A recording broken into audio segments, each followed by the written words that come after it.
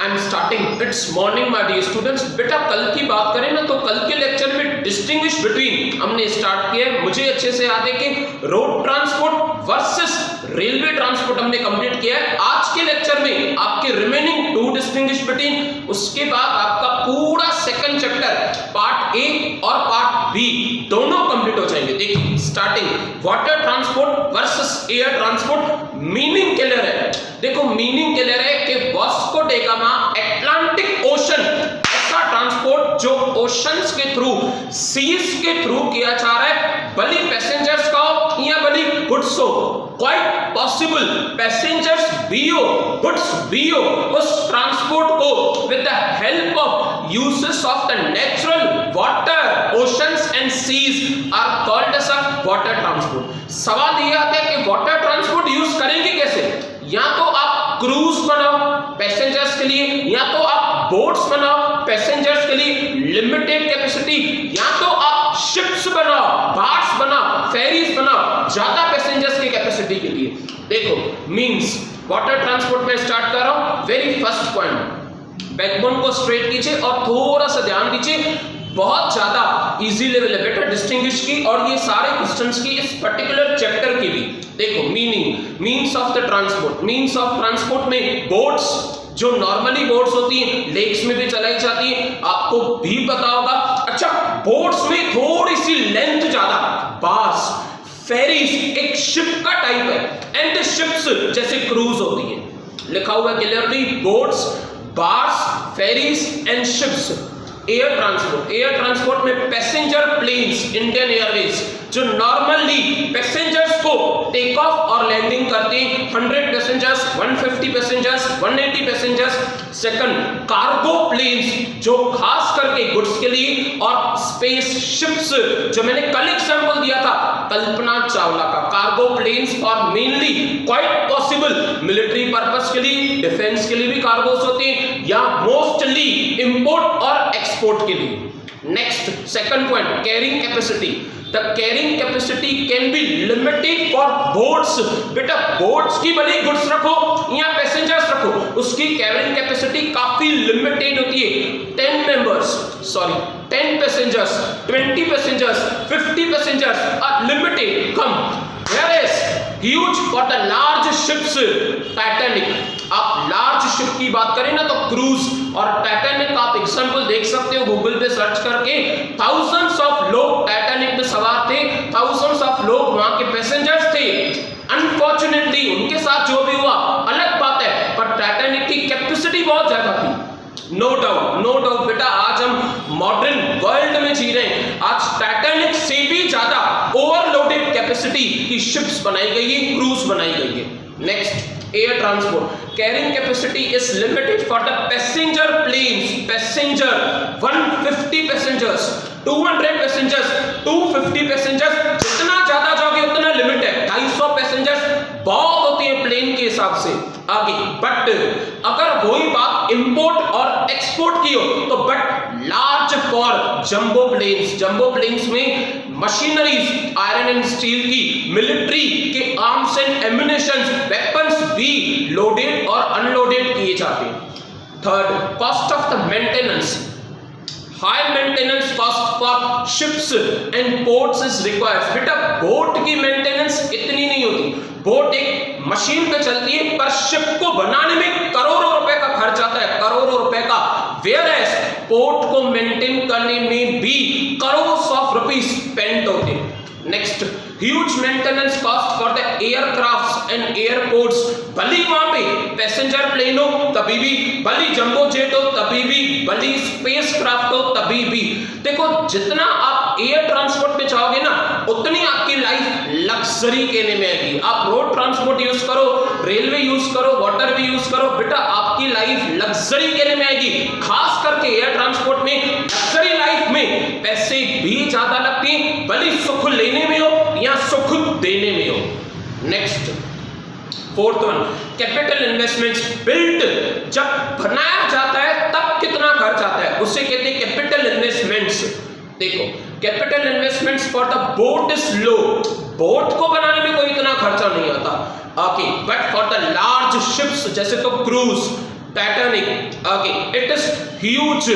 No cost of construction for waterways. Cost of construction देखो फिर वही बात, वाटर नेचुरल है, वेस्ट और ट्रांसपोर्ट आपको बनाने, पोर्ट हमें बनाना है, वाटर तो उस कुदरत की तरफ से हमें फ्री गिफ्ट ऑफ नेचर है। Next, air transport.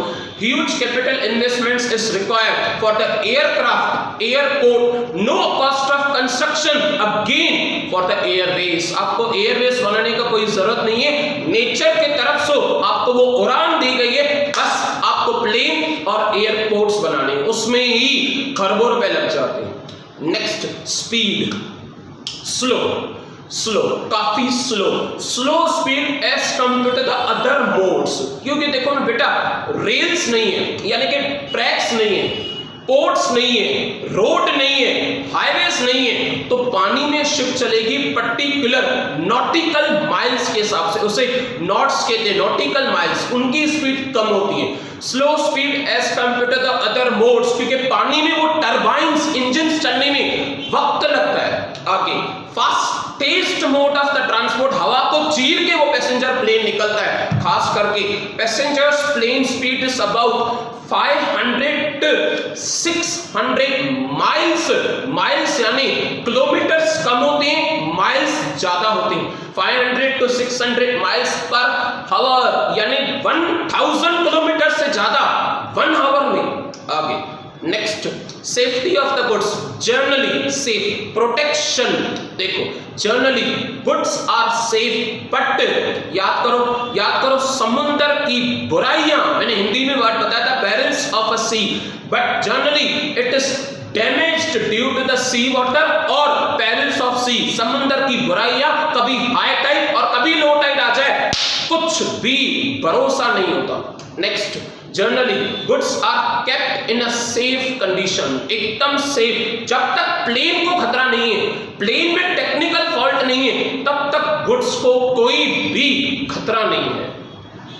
Next, 7th one, suitability की बात करें तो खास करके heavy and bulky goods, suitable for the very heavy and the bulky goods specially used for foreign trade। देखो, इंसान की कोई भी बनाई हुई चीज की कोई लिमिट होती है, पर वाटर पे कितना लोड ले रहे हो उसकी कोई लिमिट ही नहीं, क्योंकि water is a natural resources. हाँ, हमारी शिप्स की लिमिट हो सकती है, हमारी बोट्स की लिमिट हो सकती है, हमारी फेरीज की, क्रूज की लिमिट हो सकती है, पर पानी में लोड कितना हो रहा है उसकी कोई लिमिट नहीं हो सकती, वो सह सकते हैं, नेचुरल रिसोर्सेज है वो। It is suitable for heavy bulky goods, specially for import and export. Next, suitable for the light and the valuable goods, come बेटा, प्लेन हवा में चल रहा है, सपोर्ट नहीं होती, भले इंजन्स कितनी भी हो, प्लेन में 2 इंजन्स होती हैं, इंजन्स कितनी भी सपोर्ट करे, पर अल्टीमेटली उससे बोझा लोड तो खुद उठाना है ना। Ultimately suitable for perishable goods to long distance, जितना लाइट वेट होगा, जितना कम होगा, उतना plane sufficiently with sufficient capacity अच्छे से वो वेज का ट्रांसपोर्ट, वो वेज का डिस्टेंस क्लियर करता है। नेक्स्ट, दरवाजे से दरवाजे तक, डोर टू डोर, दरवाजे से दरवाजे तक नहीं होती, वाटरवेज और एयरवेज दोनों नहीं होती हमारे दरवाजे से दरवाजे तक। द वर्ड दरवाजा मींस डोर टू डोर। देखो, रीड कर रहा हूं मैं, काफी इजी है एक्चुअली, समटाइम्स अगेन ये फील आ रहा है कि मैं 8th standard, 7th standard, 6th standard को पढ़ा रहा हूं, पर मुझे क्लिक हो रहा है कि मैं 12th को पढ़ा रहा हूं। It does not provide door to door service, waterways, ships आपके घर तक आए, बोट्स आपके घर तक आए, impossible. It does not provide door to door service, बिल्कुल भी नहीं, चांस ही नहीं है कि हमारे रूफ पे प्लेन लैंड हो, नहीं, ये सपना हो सकता है, प्रैक्टिकल नहीं हो सकता। प्रैक्टिकल प्लेन लैंडिंग होगा, टेक ऑफ होगा, खास एयरपोर्ट बनाने के बाद। नेक्स्ट, डिपेंडेबिलिटी, देखो इट इज डिपेंडेंट, बिल्कुल बेटा, सी की और ओशन की कंडीशन क्या है, कंडीशन यानी नेचुरल कंडीशन क्या है, वेव्स की कंडीशन क्या है, वेदर कंडीशंस क्या है, रेनी सीजन कितनी स्पीड से, ये सारी बातें शिप को आगे बढ़ाने में रोकती है। its dependability may be affected through the rough sea conditions, यानी कि high tides and low tides. आगे highly dependable but delays are possible. Quite possible के टेक ऑफ के टाइम पे प्लेन टेक ऑफ हो रहा है, टेक ऑफ के टाइम पे लेट हो जाए क्योंकि सीजन सही नहीं है, क्योंकि एटमॉस्फेयर सही नहीं है, विजिबिलिटी दिखाई नहीं दे रहा प्रॉपरली, स्काई क्लियर नहीं है, इसकी वजह से डिले देरी हो सकती है प्लेन टेक ऑफ में. Next freight 12 generally lower for the longer distance. देखो ज्यादा दूर तक डिस्टेंस ज्यादा है तो फेयर कम है, डिस्टेंस कम है तो फेयर ज्यादा, वैसा वर्षा. एक पेन परचेस करोगे 10 रुपए की मिलेगी, 2 परचेस करोगे 10 की मिलेगी, 5 परचेस करोगे 8 की मिलेगी. जितने ज्यादा गुड्स परचेस करोगे उतने सस्ते, तो जितना लॉन्गर डिस्टेंस होगा फिर भी आपको रेट कम लगेगा, जितना कम डिस्टेंस होगा आपसे रेट ज्यादा चार्ज किया जाएगा. वहां पे मोस्ट एक्सपेंसिव एक्सपीरियंस लिखा हुआ है, बाय मिस्टेक वो टाइपिंग की गलती है बेटा, एक्सपीरियंस वर्ड लिखा हुआ है. Most expensive mode of transport, खास करके ये लग्जरीज ट्रांसपोर्ट कहने में आता है. दूसरे ट्रांसपोर्ट को भले आप कंफर्ट कह दो, नो डाउट वाटर वे भी लग्जरी है, पर खास करके एयर ट्रांसपोर्ट यानी कि most luxurious transport. Next flexibility as per our wish. हाँ हो सकता है, क्वाइट पॉसिबल कि आप टाइम डिसाइड करो उस शिप का, आप टाइम डिसाइड करो गुड्स लोड और अनलोड का. Highly flexible as waterways are natural. आपके हिसाब से ये सारे टाइमिंग्स डिसाइड हो सकती हैं, गुड्स लोड होंगे अनलोड होंगे, किस कंट्री में कब पहुंचना है आप टाइम टेबल डिसाइड कर सकते हो, because you are the dealer. Ship आपने बुक की है, शिप आपकी नहीं है, आपको शिप कंपनी ने शिप प्रोवाइड की है, आप फेयर प्रोवाइड कर रहे हो, फेयर पे कर रहे हो, तो टाइम टेबल शेड्यूल आप बना सकते हो, डेट पर्टिकुलरली आप सेलेक्ट कर सकते हो. वहां पे highly flexibility, high flexible as airways are the naturals. It means के कोई भी डेस्टिनेशन पे रूट्स चेंज किए जा सकते हैं. हाईली फ्लेक्सिबल, ठीक है, टाइमिंग वहां पे भी फ्लेक्सिबल दिया गया है. नेक्स्ट एक्सीडेंट्स लेस, कम, less chances of the accident due to the trained captains and navigating crew. कम से कम एक्सीडेंट्स पॉसिबल है पर कम से कम, क्योंकि हमारे कैप्टन्स काफी ज्यादा स्किल्ड है, ट्रेन्ड है, and navigating crew, navigator east west north south बताने वाले खास करके क्रू होते हैं जो बताते हैं कि साउथ में रास्ता सही है नहीं है, ईस्ट में सही है नहीं है, क्लियरली. वहां पे less chances of accidents due to the specially या properly maintenance of the aircraft. देखो प्लेन को जितना ज्यादा अच्छे से मेंटेन किया जाए ना उतनी ज्यादा जिंदगी बचाने के चांसेस होते हैं. एंड ट्रेन्ड पायलट्स तो नेचुरली काफी ज्यादा स्किल्ड स्पेशली ट्रेन्ड होते हैं. 13 ownership, generally ownership is private due to the limited extent public. यानी खास करके प्राइवेट कंपनीज शिप्स बनाती है, private companies ships rental basis पे, फेयर बेसिस पे, टाइम के हिसाब से उनकी चार्जेस लेती है. वहां पे planes it is operated by private Jet Airways as well as public Indian Airways. यानी कि इंडियन एयरवेज की बात करें या एयर इंडिया, इंडियन एयरवेज में कंपनी है, एयर इंडिया जो गवर्नमेंट के हाथ में, जेट एयरवेज जो प्राइवेट पर्सन के हाथ की कंपनी है. 13 पॉइंट्स आपकी कंप्लीट हो चुकी है. नेक्स्ट बेटा लास्ट डिस्टिंग्विश, उसके बाद आपका चैप्टर ही कंप्लीट हो जाएगा. देखिए लास्ट की बात करें तो bonded warehouse, duty paid warehouses. 2 बात देखो अगर मैं अपना कॉलर पकड़ रहा हूं ना, अपना द वर्ड कॉलर बॉन्डेड, जबरदस्ती नहीं उठाने देंगे आपको गुड्स. आपने properly import duty export duty नहीं पे की है, कस्टम ड्यूटी नहीं पे की है, कॉलर पकड़ रहा हूं बॉन्डेड.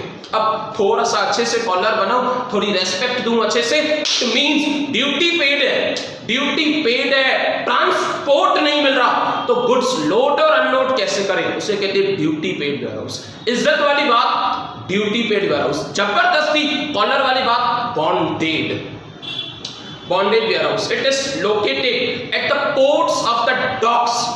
जहां पे एग्जैक्टली वाटरवेज का वाटरपोर्ट होगा, एयरवेज का एयरपोर्ट होगा, एग्जैक्टली वहां पे, क्योंकि कस्टम ड्यूटी वहां से ली जाती है तो उसके सामने एकदम बॉन्डेड वेयरहाउस होते हैं, गवर्नमेंट की तरफ से चलाए जाते हैं वो।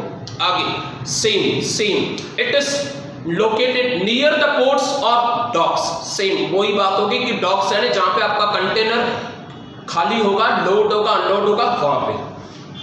Nature of the goods stored, goods on which the import duty is not paid. Collar पकड़ा क्यों है? क्योंकि पैसे पे नहीं किए, जानबूझ के गलत काम कर रहे हैं, जानबूझ के गुड्स छुपा रहे हैं, गोल्ड छुपा रहे हैं, तो पकड़े जाओगे तो आपके गुड्स जब्त किए जाएंगे और जबरदस्ती बॉन्डेड वेयरहाउस में रखे जाएंगे वहां पे। क्यों? आप हमारे गुड्स को क्यों स्टोर कर रहे हैं? इज्जत से। ड्यूटी पे किए, ट्रांसपोर्ट नहीं मिल रहा, लगेज का कोई प्रॉब्लम है, वगैरह वगैरह etcetera, goods on which the import duty is paid. Third, it is owned by the private dock. वो डॉक यानी कि वो जगह, बेटा जहां पे गुड्स उतरते हैं ना, उस जगह को, उस शिप की वो जगह को कहते हैं dock. It is private by dock और कस्टम अथॉरिटीज, कस्टम वालों के हाथ में यानी कि गवर्नमेंट, कस्टम अथॉरिटीज खुद गवर्नमेंट के अंडर में होती है, सेंट्रल गवर्नमेंट या state government. It is owned by port, जिसने पोर्ट बनाया है, वाटर पोर्ट बनाया है, वो it is owned by port और पब्लिक डॉक अथॉरिटीज, या तो वो पब्लिक की, गवर्नमेंट की भी होती है। Next, delivery of the goods.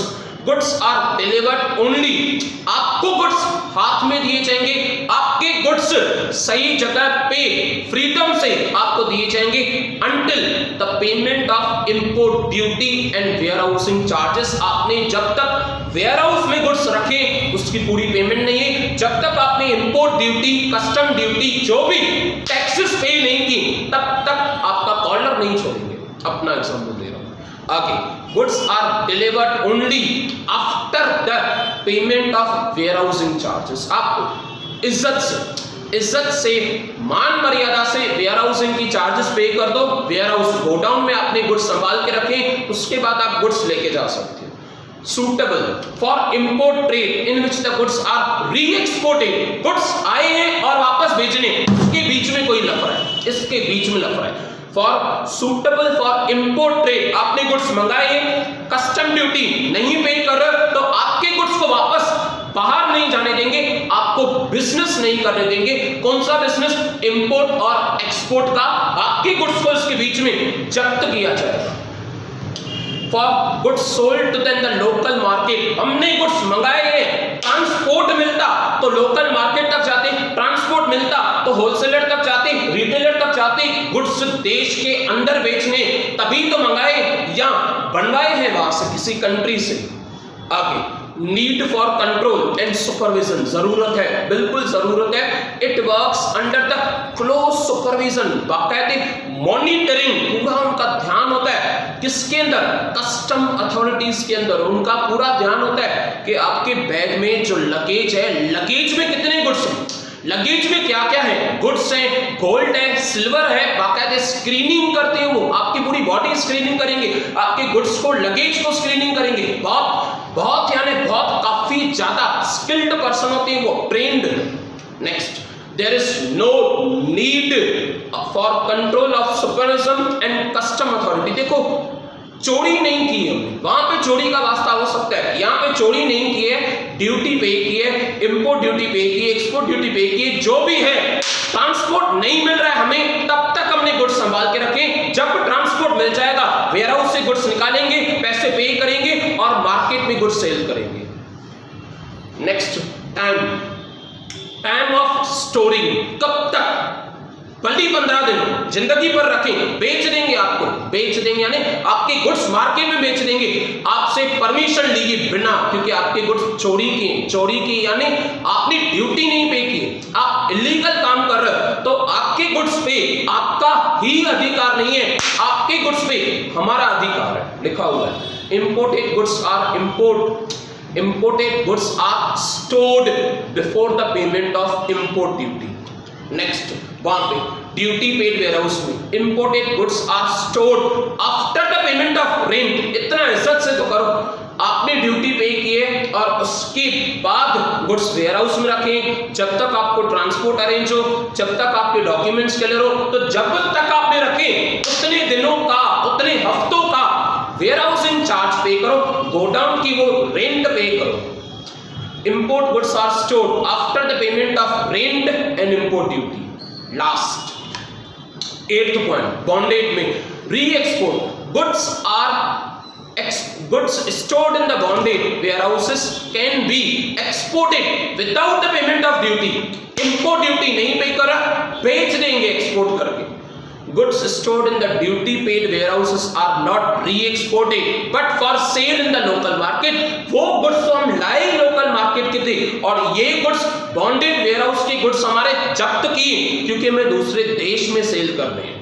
it cannot be exported without, can be लिखा हुआ है, cannot be exported without the payment of import duty। Last quote of the day, quote of the day के बाद बेटा हमारा लेक्चर सक्सेसफुली कंप्लीट हो जाएगा। देखिए every day you wake up, हर दिन जब आप सुबह नींद से उठ रहे हो ना, every day you wake up you have one job. और कोई काम हो या नहीं हो, और कोई ड्यूटी हो या नहीं हो, और कोई रेस्पॉन्सिबिलिटी जिम्मेदारी हो या नहीं हो, but to be better than yesterday.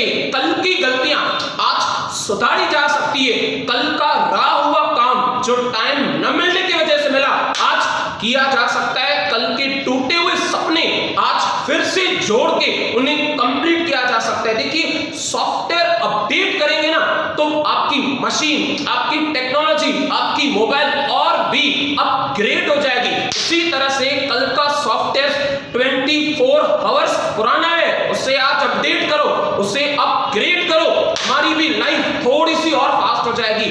Every day you wake up, सुबह नींद से उठना ही सबसे बड़ी गिफ्ट है। हम डिस्काउंट मांगते हैं, हम गिफ्ट मांगते हैं, पर बेटा 365 डेज आंखें खुल रही है, it's a free gift of nature. इसके बावजूद भी हम डिस्काउंट मांगते हैं। Every day you wake up you have one job. और कोई काम हो या नहीं हो, गलतियों को सुधारा जा सकता है, सपनों को पूरा किया जा सकता है। रहा हुआ काम आज पक्का 100% कंप्लीट हो सकता है। To be better than yesterday.